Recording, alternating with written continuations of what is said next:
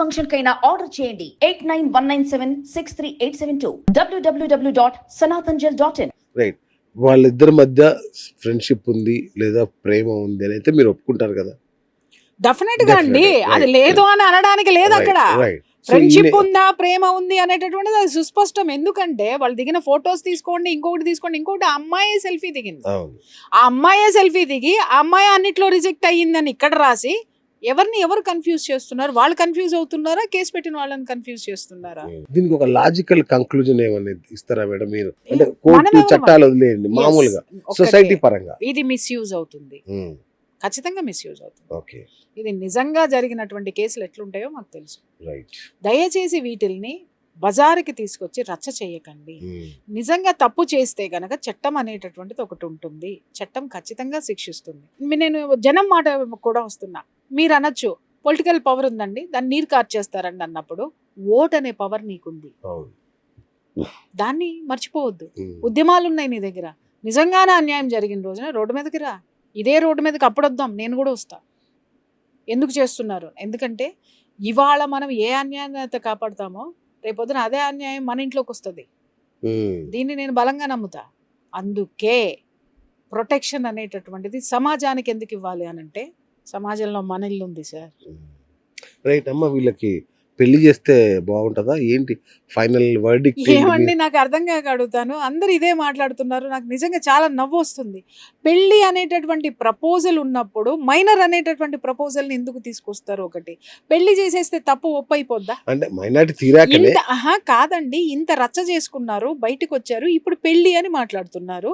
వీళ్ళని అది వాళ్ళ వ్యక్తిగతమైనటువంటి విషయం కదా, మనం ఎవరు డిసైడ్ చేయడానికి? ఇంకొకటి జడ్జిమెంట్ ఇచ్చేస్తున్నారు, అదేదో సినిమాల లాగా పెళ్లి అయిపోతుందా, ఇలా అయిపోతుంది. ఇవన్నీ ఎందుకు? ఊహాగానాలు తప్ప. వాళ్ళు పెళ్లి చేస్తారా, పెళ్లి చేసుకుంటారా, ఇంత రచ్చ జరిగిన తర్వాత ఏం చేస్తారు అనేది వాళ్ళ వ్యక్తిగత విషయము. Who are you to decide? Who and me?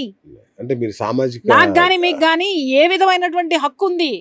అంటే మీరు ఒక సామాజిక ఉద్యమకారినిగా అంటే మీ థాట్ ప్రాసెస్ ఏంటనే అడిగాను నేను. యాక్చువల్గా నేను అదే చెప్తున్నా, అది వాళ్ళ వ్యక్తిగత విషయం అండి. చేస్తే చేసుకుంటారా?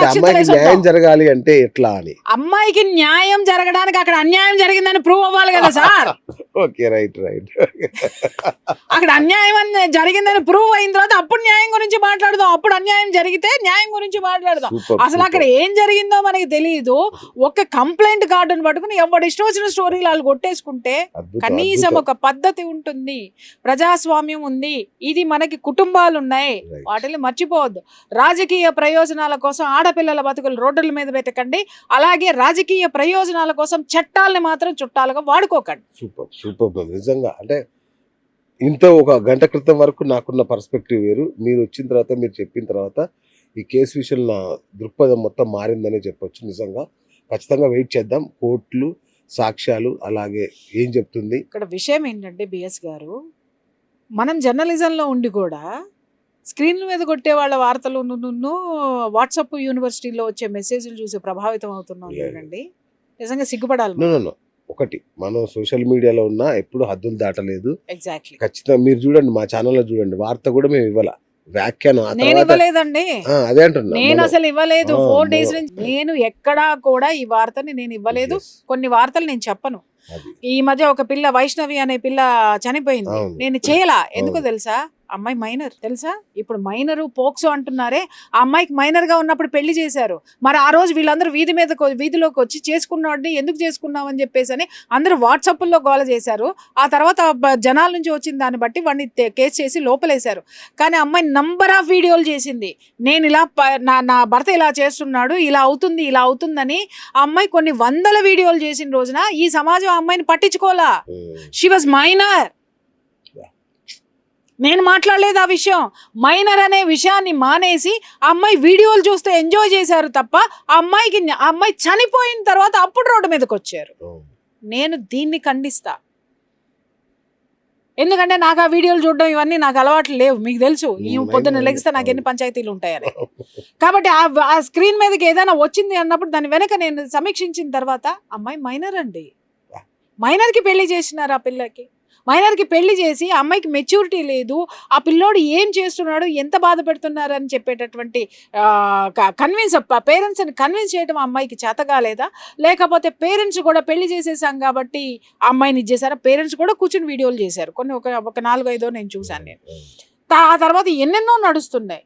ఒక్కటే విషయం చెప్తున్నాను సార్, ఫస్ట్ వ్యవస్థ గురించి తెలుసుకోండి, ఆ తర్వాత వాటి గురించి విశ్లేషించండి. అంతేగాని పోక్సో అనగానే వెంటనే అరెస్ట్ చేసేస్తారనేటటువంటి వ్యాఖ్యలు ఎవడు మాట్లాడుతున్నాడో, అది ఏ పోక్సో కేసో ఒకసారి చూడండి, పోలీసులు ఏ సెక్షన్స్ చెప్పెట్టారో ఒకసారి చూడండి.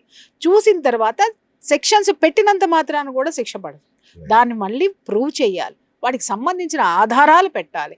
వాళ్ళు ఆ పిల్ల సూసైడ్ చేసుకుందన్నారు, ఇంకొకటి అన్నారు, వాళ్ళు సబ్మిట్ చేయాల్సినటువంటి ఆధారాలు ఎన్ని ఉంటాయో తెలుసా అండి? ప్రతి ఒక్క దానికి కూడా వాళ్ళు ఖచ్చితంగా అడుగుతారు.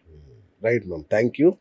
సో ఫ్రెండ్స్, చూసారు కదా, నా సోషల్ మీడియా మిత్రులకు కూడా నేను విజ్ఞప్తి చేస్తున్నాను, దయచేసి దీని మీద పుంకానుగా వన్ సైడెడ్గా విచిత్రమైన వార్తలు రాయకండి, సమయం పాటించండి. కోర్టు తీర్పు వచ్చిన తర్వాత దీని నుంచి ఏమైనా చేయొచ్చు, బట్ బిఫోర్ దట్ నివేదిక రానివ్వండి సార్. కనీసం మేడం చెప్పిన ఒక వ్యాలిడ్ పాయింట్ ఏంటంటే, మీరు బండి సంజయ్ గురించి మాట్లాడిన ప్రతిసారి ఆ అమ్మాయి గురించి ప్రస్తావన వచ్చినట్టే ఉంటుంది కాబట్టి ఆ అమ్మాయి పరువు తీయకండి. సో పోక్సో చాలా కఠినమైన చట్టం, మీరు అందులో ఇరుక్కోకండి. నా సోషల్ మీడియా మిత్రులకు చెప్తున్నాను. సో ఎలాగూ పెద్ద పత్రికలు, పెద్ద ఛానల్స్ పూర్తి సమయం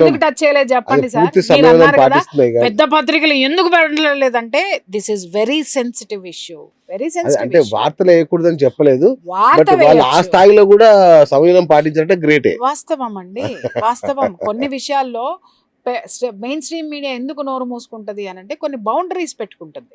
మెయిన్ స్ట్రీమ్ మీడియా బౌండరీస్ పెట్టుకుంటది. ఆ బౌండరీస్ ని కొన్ని సెన్సిటివ్ ఇష్యూస్ కి ఉంటే, కొన్ని అమ్ముడుపోయే విషయాలు కూడా ఉంటాయి. బహుశా ఈ మాట నేను మాట్లాడకూడదా యాజ్ ఎ మీడియా పర్సన్? అయినా సరే మాట్లాడారు, సంతోషం. ఎందుకంటే మీరు నిజాలే మాట్లాడతారు కాబట్టి, అందుకే కదా జనం మిమ్మల్ని అంతా ఆదరిస్తారు. Thank you ma'am, thank you so much. So చూసారు కదా ఫ్రెండ్స్, ఈ కేసుకు సంబంధించి ఎంత తక్కువ మాట్లాడితే అంత మంచిది కాబట్టి దీని గురించి ఎక్కువ మాట్లాడకుండా ముగిస్తాను. కాకపోతే దయచేసి అప్పటిదాకా కోర్టు తీర్పులు వచ్చేంత వరకు, అట్లీస్ట్ సిట్ నివేదిక వచ్చేంత వరకైనా కాస్త సంయమనం పాటించి, లేనిపోని అబద్ధాలు లేదా లేనిపోని కల్పనలు, ఈ వాట్సాప్ యూనివర్సిటీలు, రాజకీయ పార్టీలు చేసే ప్రచారాలు నమ్మి మోసపోకండి. వార్తను వార్తగా చూడండి. కాబట్టి దయచేసి ఈ వార్త విషయంలో సంయమనం పాటించండి. Thank you madam, thank you so much. ఇది ఇవాళ బిఎస్ టాక్ షో. నేను మీ బిఎస్, సైనింగ్ ఆఫ్.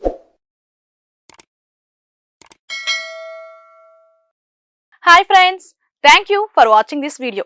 ఈ వీడియో గనుక మీకు నచ్చినట్లయితే దయచేసి లైక్ చేయండి, షేర్ చేయండి. ముఖ్యంగా మా ఛానల్ 24/7 న్యూస్ టీవీని సబ్స్క్రైబ్ చేసుకోండి. ఆ తర్వాత మీ విలువైన అభిప్రాయాల్ని, మార్పులు, చేర్పులు, కావాల్సిన వీడియో ఏమన్నా ఉంటే మన వీడియో కింద కామెంట్ సెక్షన్లో కామెంట్ రూపంలో తెలియజేయండి. నమస్కారం, సాయిదంచిక మాట్లాడుతున్నాను. ప్లీజ్ సబ్స్క్రైబ్, షేర్, లైక్ చేయండి 24/7 టీవీ ఛానల్. హాయ్ నమస్తే, నేను మీ Sonia Akula. Please subscribe to 24/7 news TV. Hi అండి, అందరికీ నమస్తే. నేను Mankota Prasad. Please do subscribe 24/7 news TV. Political, entertainment and infotainment updates కోసం like, share, subscribe 24/7 news TV.